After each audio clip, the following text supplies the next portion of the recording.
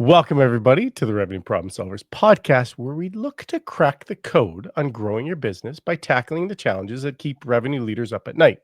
I'm Carl Ortmans, and on today's episode, we're going to dive into a topic that I think is one of the most spicy ones out there, because is there a true definition or not? It doesn't seem like it. The topic is customer success or account management. We'll leave it at that. Today's podcast is sponsored by Virtual Causeway. Virtual Causeway is a B2B go-to-market partner who helps you generate more qualified leads, speeds up your sales cycle, and allows you to grow revenue, all without adding headcount. To learn more about them, visit virtualcauseway.com and mention the show for a special rate. So before we jump in, here's why today's conversation matters. Imagine implementing just one strategy from today's discussion and watching your revenue metrics shift within weeks, not months. That's exactly what the goal of this podcast is. Let's talk about the challenges that others have faced. How did they solve it? Because as I like to say, success leaves clues. And we're going to highlight those clues for you today. My guest today is Ryan Heintz. So Ryan began his career as an account executive at Worldwide Express. He was then promoted to sales manager. Then he moved into the head of sales for the 3PL business at Clutter. From there, he took on the role of VP of Account Management at Airspace, and today he's the founder and CEO of Alloyd. So Ryan and I are both members of Pavilion, and we've had a bunch of chats back and forth. And during one of the chats, I knew I had to talk more with him, so I asked him. I said, "Hey, would you come on the podcast?" And well, he graciously accepted. So Ryan, welcome to the podcast. Thank you for joining us. Excited to be here. Should be fun. Awesome. Let's solve some revenue problems. So to kick us off, if you can give the audience a little bit of context about your world, what industries or verticals do you work with? What are the selling motions? What size companies do you work with? Yeah, so most of the background is in the logistics and tech industries, kind of the intersection of the two. And I think for the context of most of what this conversation is going to be, most relevant background was at a company called Airspace, which is a Series C VC-backed company that works in the time-critical logistics space. So working with a lot of healthcare companies, as well as some traditional industries like automotive, aerospace, things like that. But yeah, some interesting challenges around going from sales cycle, contract signature to revenue generation, since a lot of the business models that we work with are a little bit different than your traditional SaaS model, where you sign a contract, you send an invoice, you've got a year-long subscription. Ours is much more akin to a usage-based model. I think would probably be the SaaS equivalent, where it's not just about the contract signature, but also the adoption of the service. Yeah, nice. Usage-based models are starting to pick up in the SaaS world as well. It's in the AI, yeah, 100%. Yeah, no longer just the seats and then AI, because how much are you using of it? Although the AI, it's a little bit dangerous, because the more you ask it questions, the further you get, and all of a sudden you're like, oh, I'm out of credits, I got to get more. Anyways, it's kind of like, no, I'm just kidding. Yeah, I think of somebody said to me, they're like, it feels like with AI, it's back to when Candy Crush came out, and I spent my entire paycheck on adding more candies. Anyways, different sort of thing. Anyway, so how did we get to the topic today? So as we got here, Ryan and I were talking. He said, "Hey, I got a topic," and it was a topic about his team doing really well. And then he goes, "Well, actually, I've got another one, and it's about converting customer success to account managers." And I was like, "What do you mean by that?" And so he kind of looked at me and said, "I had to take a junior team without sales skills. I had to up level them with sales skills with no investment. And I needed them to not only be involved, but also ensure that we were getting a high return." So let's just maybe start there. How did that journey begin? From you had a team of CS, you knew that you needed them to go to account management to be successful. So I guess the question is, how did you do that? And maybe the second part, I'm breaking all the discovery rules, is how come you had to make the shift? Yeah, I was going to say, I think probably a good place to start would be what was the problem we were solving, and why even bother, right? you got to have a reason for going through a motion like that. So the challenge that we were solving was the sales team was very, very, very good at their jobs, particularly getting top of funnel generated, getting customers interested in the product, getting contracts signed. And we had this gap between how do we'd have a projected $1 million contract come through that then 6 months down the line has $200,000 in like run rate revenue attached to it. So why are we not able to get the amount of business from the customers that we were expecting to get?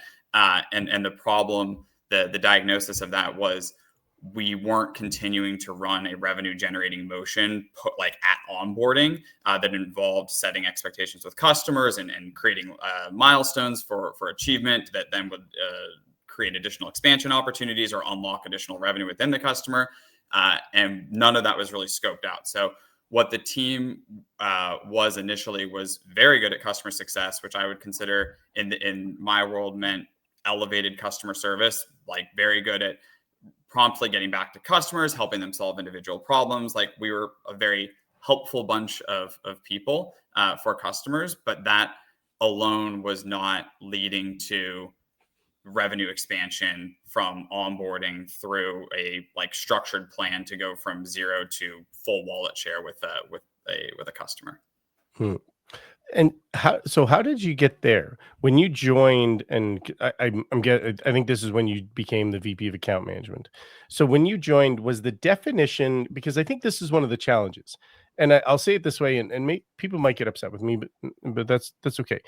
There's been many times we've been on calls in like Pavilion or Rev Room, and I've heard, oh, the VP of customer success is the next CRO. And I asked a question. I said, well, what is customer success? And you get varying definitions. So my question to you is, when you joined as VP of account management, was your role focused on just exactly what you said, the customer success side, be helpful, make sure that they're getting the usage of the product? Or was it around the revenue generation side in like an account management, discussion? Yeah, so I joined with the intention to convert from one to the other in mind. And I think that, we're kind of dancing around the topic a little bit, but at the end of the day, titles are just titles, right? It would be my honest opinion. And for that role at that point in time, the reason we moved the titles from customer success to account manager was because that transition of title was the like signal for we're moving from this customer service related function to a revenue generated function. And I think that sometimes doing symbolic things like that are important to help people get like a mindset shift around it. Like, oh, I'm not a customer success manager anymore. I'm now an account manager. But I think you can also build programs from the ground up where customer success is a customer success title, but it's still a very strong revenue generating function, would be my opinion on that. But no, I joined with the decision had kind of already been made of, hey, we have this problem where we're not able to get customers from 0 to full wallet share in 6 months or whatever kind of the goal from a time period is, which was 6 months. And we need to do something about that. We need to convert our team that is currently responsible for onboarding and customer service or managing the customer to be more revenue minded and to be more like that's how they need to function as individuals. Okay, so it makes me think that your team was running more of a land and expand model than Yes. anything else. Yeah. Okay. So okay, if we can maybe go there and try to follow the journey from the beginning. The sales team was doing really well. You had a team of customer success that probably had a really high NPS score, but you were losing customers. And am I sort of like reading between the leaves? I would say I don't think losing customers would be the right way to frame it, but I think that a really like singular example and common example would be sales team brings in a customer and the sales team says this customer should spend $1 million a year with us and puts that in Salesforce. Everyone says, okay, this is $1 million customer. Everybody says, woohoo, we got $1 million customer. We then go to onboard the customer. Customers start spending money. Usage is okay. They ramp up in the first 30 days to maybe spend $200,000 run rate with us. And then all of a sudden it's maybe 250 after 3 months, and 6 months goes by and we're looking at dashboards saying, hey, why is this $1 million customer a $250,000 customer? Like what the hell happened here basically? Mm-hmm. And so it wasn't that the customer was leaving, it's that we were missing out on 50 to 75% of revenue opportunity compared to what the original deal was valued at. Okay. Okay, I'm following you there. Now that you have this aha moment saying we're leaving money on the table for sake of easy conversation. Leaving money on the table, I have a team that knows the product really, really well, but I have to shift them. How did that conversation begin? Was that conversation Did the conversation begin with your senior leaders and say, "Hey, Ryan, it's time. We have to shift them into more revenue-minded folks." Is that how that was started? Yeah, it was. We have a problem. Fix it. Okay. And then how did you take that on? Because you mentioned that you didn't have a budget. So how did you look at the problem and go, "Okay, I clearly see what the problem is." So how did you diagnose it and then build the plan? What did the plan look like? Yeah. So step one for me was I again came on like this is the first couple months of joining in the role. So the step one for me was let's map out the entire like customer journey, start to finish. And the first big gap that was diagnosed for me with more of a sales background than a post sales or account management background. After talking to a lot of the sales folks, getting on some calls, understanding what the journey looked like, I pretty quickly realized that the sales team was more incentivized to get to contract signature than they were to get to revenue recognition was one part of the problem.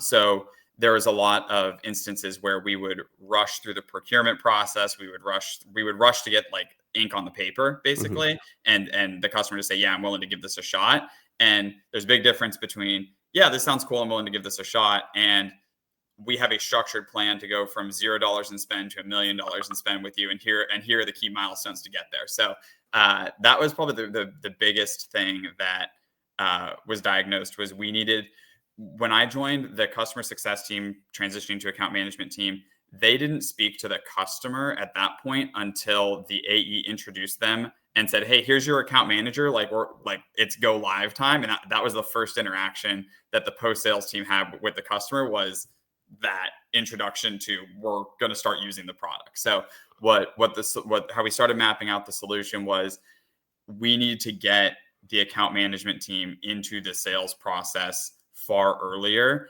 before the contract is signed, was how we solved this problem. So as the sales team would go through the motions, prospecting, demos, discovery, building the value proposition, that was all handled by the sales team. And then right when the customer started to signal that, "Hey, like we think we're going to move forward with this, they're like, we're liking what we're hearing, we want to do this," like the sales team would then introduce the account management team at that point in time, who would start to build out a structured onboarding plan. What's important to the customer? What results do they need to see in order to go from 0 to $1 million in spend? And so we kind of bifurcated the sales process. Salesperson and account executive stayed on all those calls, but the ownership of the call started to shift towards the account management team, and then the salesperson concurrently started to work the procurement and legal motion. So most deals that we were bringing on and selling were $500,000+ deals. So like we're talking mostly Fortune 500 logos and with somewhat of extensive procurement processes. So once the like primary champion decision maker had kind of given their blessing of, "Yeah, we're going to do this thing," there was still another 30 days usually plus of procurement motion or other boxes that had to get checked before we were going to be able to say go on a deal, in terms of like actually start having it be revenue generating customer, which gave the account management team time to start to plan out what success looks like for that specific customer, so that when we hit the go button, everybody knows what's going to happen at this point. Everybody's agreed and signed off on key milestones, key benchmarks, key achievement areas, and that each of those key achievement areas would unlock additional spend, that the customer would be comfortable with doing that, as long as those kind of goals were achieved. It makes so much sense. So if anybody's listening to that, go like rewind for the like whatever it was 2 or 3 minutes and just listen to how Ryan did it. Because effectively what you did is you took a key critical element in enterprise selling, a mutual action plan. So you effectively is what I'm hearing. You took that notion and said, "Hey, account management team, one, we're going to be involved earlier." And the thing that most times I've seen with having the account management team or the team that's going to deploy it and train them and et cetera to carry it across, having them involved earlier, there's a face to a name. there's a bigger team that's supporting you behind me as an account executive. And guess what? I'm going to bring them to the party. And the third thing is there's no misinformation. So what I mean by that is like, well, Ryan told me that they want to do these three things. And then I get on the call with the customer as account manager and I go, so here's what I think we're going to, Ryan mentioned we're going to do this. That's not right at all. What do you mean that's not right? Ryan told me it was this. So it sounds like you started to offset and remove some of those barriers, which is super, super smart as part of and getting them involved. I saw it in another way, actually. I've actually seen it the other side, just anecdotal, where the sales team did all the due diligence with a technical sales team, and it was a super technical product. It had to do with robots. And the customer finally signed on, handed it over to the delivery team, and the delivery team was like, the sales teams are idiots. They don't know what they're doing. And they started the process all over again. So then it came into like, well, now they have to sign a new statement of work or an addendum because the delivery team just increased the price by X. And the customer was like, what just happened? Like, we just scoped everything out. People they don't know what they're doing. I'll fix it for you. So there was friction as part of that. So by doing that, did you see the teamwork and the cohesion improve? Like, what was the initial response? Yeah. So I feel like you just unintentionally led the witness there, which is great. Did I? Oh, so this is it's kind of the next thing I had in my head anyway. So initially, I think the other thing I'll add on to what you just said, maybe before jumping into the answer to the question, is that bringing the account management team on into the calls earlier also built trust with the customer in a way that is a critical moment of the sales process, where previously, that the first week of it doesn't matter what industry you're in, the first week of service for a new product is by far the most important week of the interaction, right? Like that's when first impressions are set. That's when everything either goes, you're either off to like a really good path or things are going not in the right direction. And introducing a new stakeholder who is going to be responsible for that critical period of time, the day that you're starting, was really not a good idea. So by having the account management team come in 30 days prior to that, the customer is now comfortable with the person who is responsible for their success at onboarding as well. I think that's a big part of it. You asked what was the initial reaction? So yeah, initial reaction was varied. I would say some members of the sales team were 2 thumbs up, love the extra support, let's go do it, this makes total sense, and like immediate adoption. I would say other members of the sales team were more of the get off my calls, I don't want you on my calls type of mentality. And that was, so there was a little bit of friction to work through on that. And we also fairly intentionally made that friction a little bit worse before we made it better, which was that we restructured some of the compensation plans to match the strategy here. So sales teams got a quarterly bonus based on contract value, which was determined by what was entered on Salesforce. Account management team was compensated on recognition of that contract value 6 months post. So achievement of that contract value 6 months post onboarding. So you now have one team who's incentivized to put as big of a number in the system as possible, working with the team who is incentivized to put as low of a number in the system as possible. But I think that created some friction and some tension initially, but ultimately, like most things, I think, particularly in startups, friction creates progress, and healthy tension is a really good thing. And who ultimately benefited from that was the customer, because what ended up happening was salesperson says, I think this is $1 million. Account manager says, dude, no way, it's like 750 tops. And then you have to actually have a structured conversation around why, what is determining it, and what has the customer actually committed to. And then that forced them to work together in a way to go have harder conversations with the customer about, and actually ask the questions of, hey, so like, we haven't really asked you this directly, but if we achieve KPIs 1, 2, and 3, like, are you going to give us the other half of the business, or are you not going to give us the other half of the business? And, right. And it forced some of those harder conversations up front that previously the sales team might have skirted around, or like not want, like, let's just get the deal done. Well, they'll give us the business. Don't worry. They'll give us the business as long as we do a good job. but it forced some of those hard conversations early, which created better alignment with the customer, I think, long term. That's awesome. Did it change anything for the sales process? So when you made this shift, was there any I know this is not your wheelhouse, but it's just curiosity because it's how it's connected for me. Did your sales process change at all in the way of bringing them in? The account management team in earlier? Not dramatically, only in that we made some adjustments to like some of the technical fields in Salesforce and things like that. So like some of the landmark pieces we restructured a little bit to make it really clear that at this stage, for us, the stage meant that the decision makers had signed off on pricing was kind of the trigger for us. Like they want the service. We've gone through pricing. They say yes to pricing. Like we're going to legal. We're going to procurement. Is what is the clear next sales step?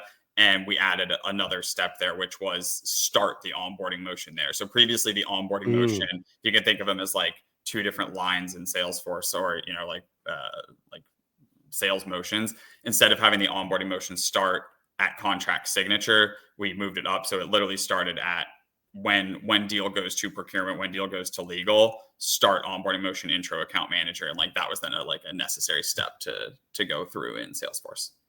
when you did make that change, because now again, more curiosity, did your did your finance leader or your RevOps leader or even sales leader, whoever, have any heartburn about that? Because starting to onboard somebody without actually having the signed contract can create heartburn for some. Did you see any opportunities that sort of didn't go to the finish line and went through? And or did you see some that we onboarded them but it never actually came through and we wasted time and money? Did you see one or the other? Uh, One, I had the benefit of working with one of my favorite RevOps and strategy people ever, who was on the exec team and was full supportive over the whole like kind of the initiative. So no heartburn whatsoever. In fact, he was probably arguably the biggest champion of kind of the change in process.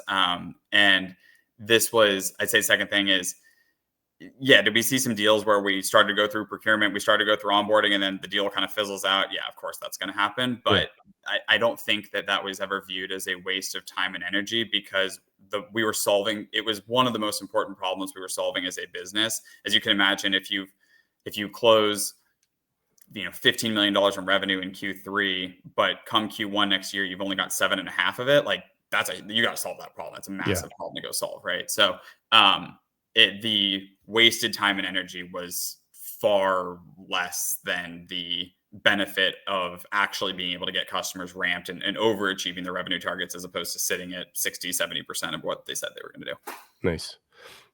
So okay, so now that we've talked about the shift, the team, the mindset, now you have a team, as you mentioned, they were CS, and now you had to move to effectively an account management team, but you didn't have any investment. How did you start that revenue mindset with some? How did that conversation begin?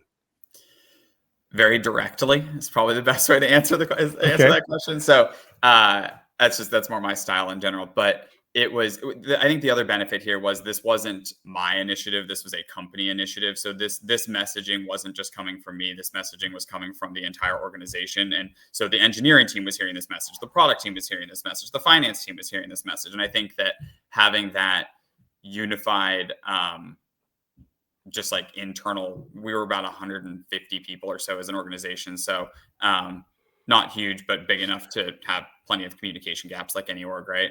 Mhm, Across departments. I think that having it come from all directions and not just from one leader was really important to getting the adoption of the mindset piece of it. So the mindset, like you said, very quickly went from, hey, yes, we have to make the customer happy. Yes, we have to continue servicing the customer, but we also need to challenge the customer. So a big part of this would be, I would say, taking a service oriented mindset to more of like a challenger oriented mindset. If we're going to go with kind of a classic sales example here, where and some of the team did a really good job with this. Others needed a little bit more coaching and encouragement.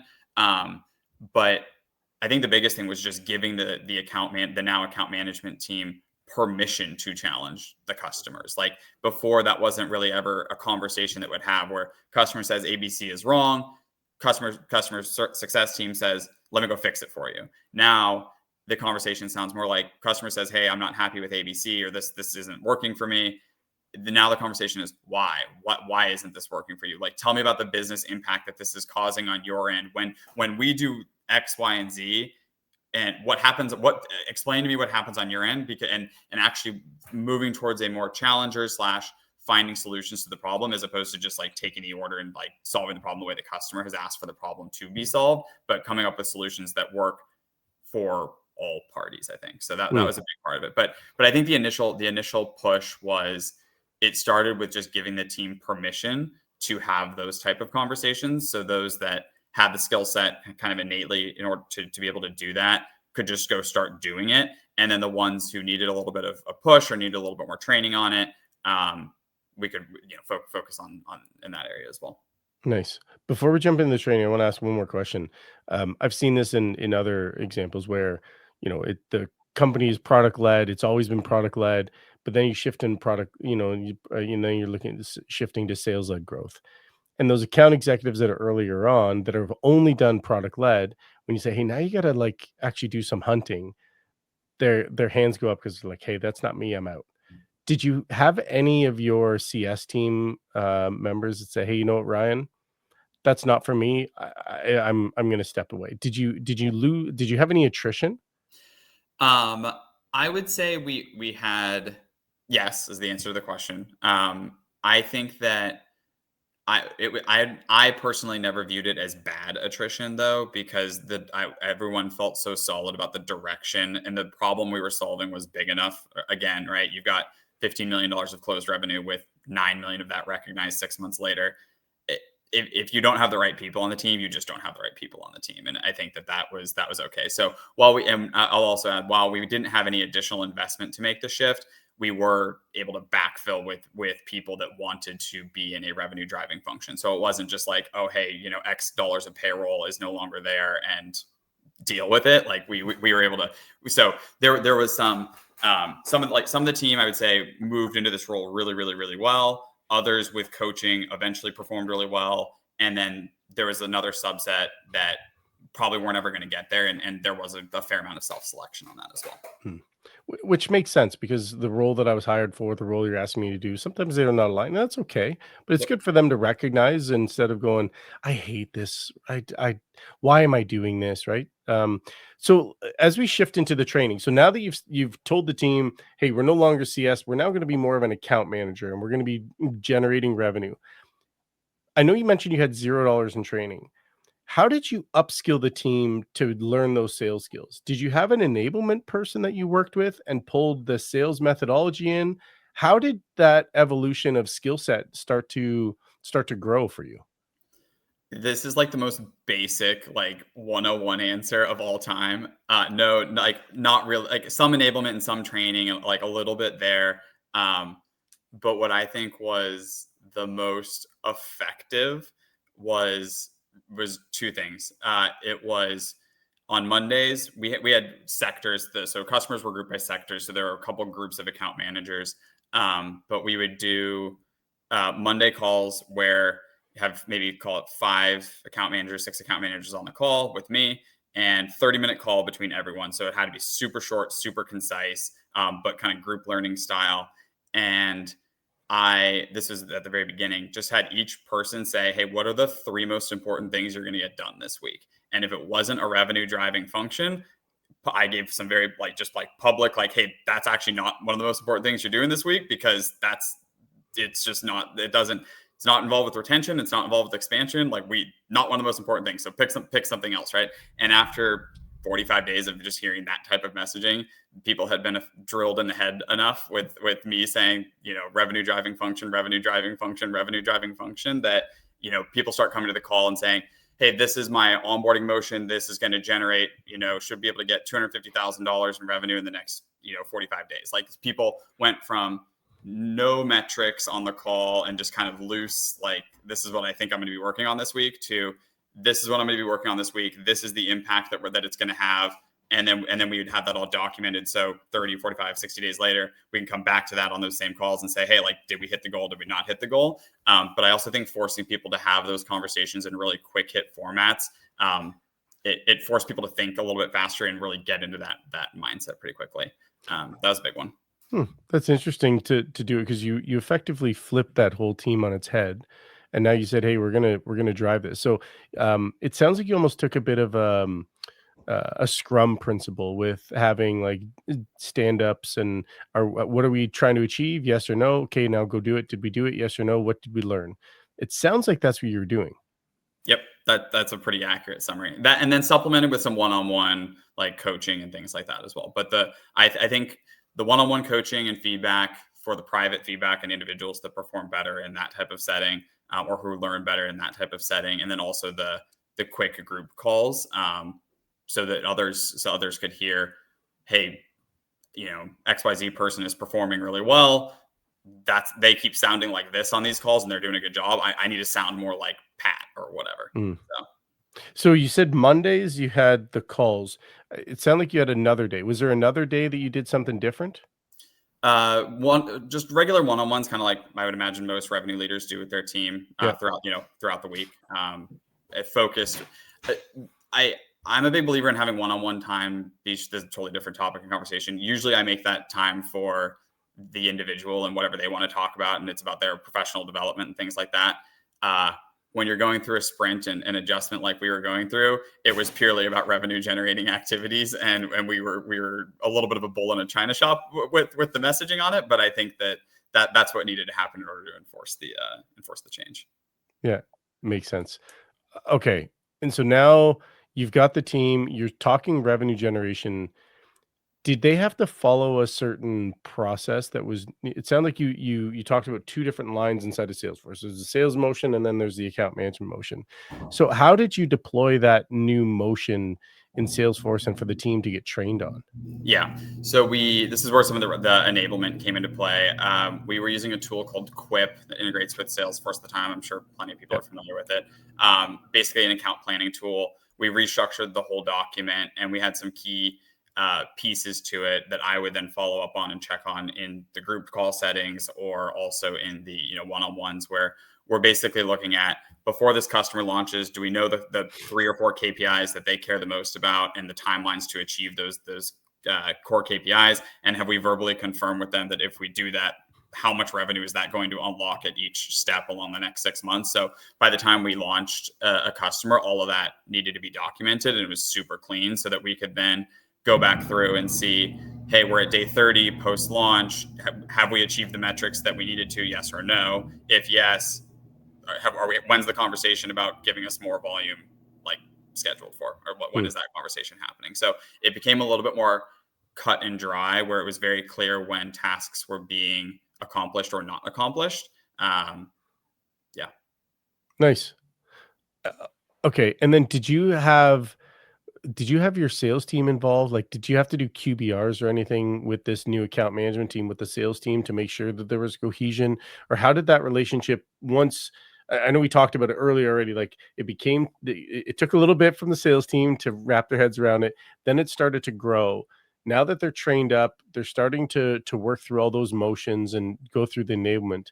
How did sales come back together with the account management team so that they knew, hey, I told you it was a million. By the way, it's 1,000,005, or you know what? It's actually only 600K. Yeah. So I think the best part about this was, and how we got alignment, was the redoing the comp structures for both teams a little bit. So account management started to get bonused on revenue achievement based on targets. So they were directly tied to those individual accounts, and the sales team knew it. So the sales team knows that their partner in crime has significant financial incentive to go do a good job on their behalf.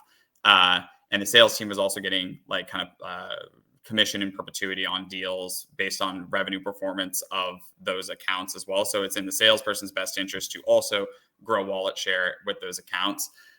So I'd say each account manager and salesperson worked a little bit differently hand in hand, and we encouraged those relationships to develop at an individual level, I would say, with an overarching theme of just grow the freaking business. Mhm. But most of the account managers would be responsible for the weekly touch points with customers or the biweekly touch points with customers. And then when it came back to doing a more formal QBR, we would loop in our main stakeholders boss or their boss's boss, right? We're working with Fortune 500 companies. So, while you might be working with a manager type of level on a day-to-day basis, now we've got directors and VPs on calls, and we would loop in the original sales team, probably bring one of our own executives onto the calls. And those became like a much bigger process. We also made a big push to do those in person. So the account manager would work hand in hand with the salesperson to, especially if there was more revenue to be unlocked in that meeting, to make sure that everything was teed up really well. It's awesome. And just talking about the revenue for the audience listening in, did you break out their book of business by number of accounts? Was it the value of a book? How did you break out how many or how much each account manager was working on? Yeah, so we had three levels of account managers. We had account again, anything under $100,000 in spend was considered just like client services or like general operations. So that didn't have an account manager attached to it. 100 to 250, 300 was an account manager. 250 to 750 was a senior account manager. 750 or like seven figures plus was an enterprise account manager. And each person would manage. It was when your deal sizes are that big, you kind of base it based on how much work has to go into it and what the Yeah. complexity of the deal is. So some of the enterprise account managers might only have 4 customers they're working with, and that was totally fine because potential wallet share was $40 million across 4 customers or something like that. But whereas a different account manager might have 50, $150,000 customers or something like that. No, so you really did you did align it to the level that they were. So Yeah. I know you said you'd have different enterprise, mid-market, and SMB if I just sort of Yeah. use Fair those enough. acronyms. So the SMB, those SMB, level one, I'll say it that way.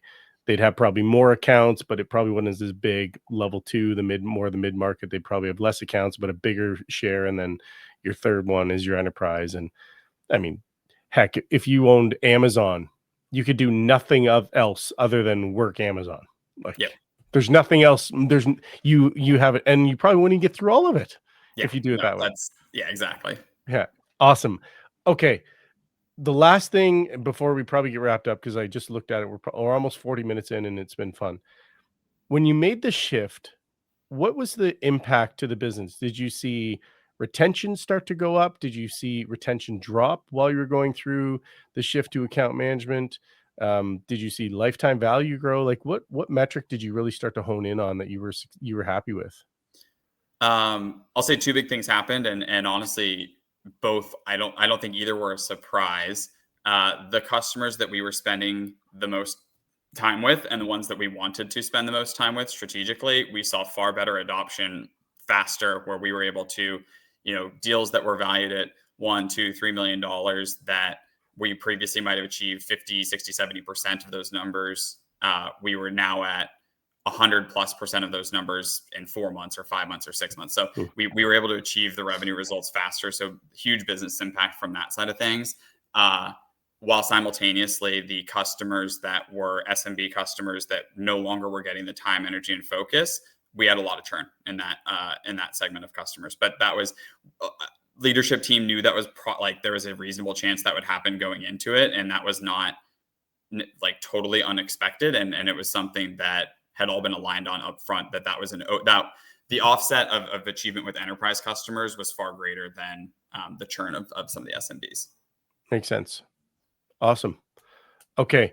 Um, if we move to wrap up, Ryan, this has been fun, and I think we've covered a lot. So I like to ask this question at the end. Everybody likes new, nobody likes different, and doing both at the same time can cause friction or uncertainty. Effectively, exactly what you just did with this, with like, hey, you're now this thing, you're now going to the next thing, and by the way, there's a new comp plan.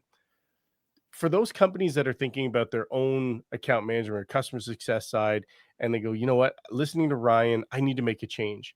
What are the 2 or 3 most actionable things that you could suggest to them on Monday morning for them to go, for you to go look here or do these things, and you'll see that evolution happen faster? What would those be?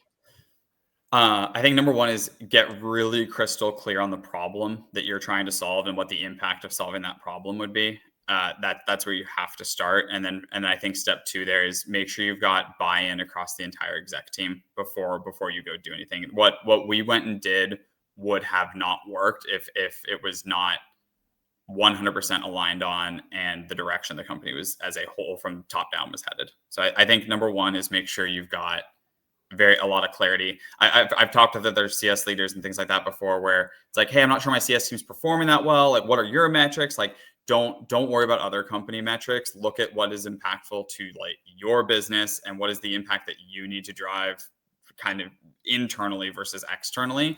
There are some global metrics people can look at to determine health or not health, but I would say figure out what needs to be achieved for your specific use case. What's the problem you're going to solve and what's the impact? And without that, nothing else is going to work. Nice. So be clear on the problem, get buy-in from the executive team, determine your own KPIs and metrics. Don't worry about somebody else's. Yeah, just because somebody else has a, X% churn, and you've got a low, you've got more churn than that. I think that there's figure out what works for your business and what will be a meaningful impact to your business, not relative to others. Is maybe my best advice on that. Nice. All right. So Ryan, we've had a great chat. Somebody says, hey, you know what? That guy's really smart. I want to talk to him, or I have a couple of questions. Where would people be able to find you or connect with you if they wanted to learn more or talk to you more? LinkedIn's the easiest. I think as a revenue person, I live there every day like everybody else does. So LinkedIn's the best. Nice. Well, let's get wrapped up. So that wraps up another episode of the Revenue Problem Solvers podcast. I want to thank Ryan for sharing these incredibly invaluable insights with us today. Clearly some strategy you can put into action on Monday. Remember, success leaves clues, and every revenue problem has a solution. Sometimes you just need the right conversation to find it. Until next time, it's Carl with Revenue Problem Solvers, helping you turn obstacles into opportunities. Thank you for investing in your time with us today. We'll see you on the next episode.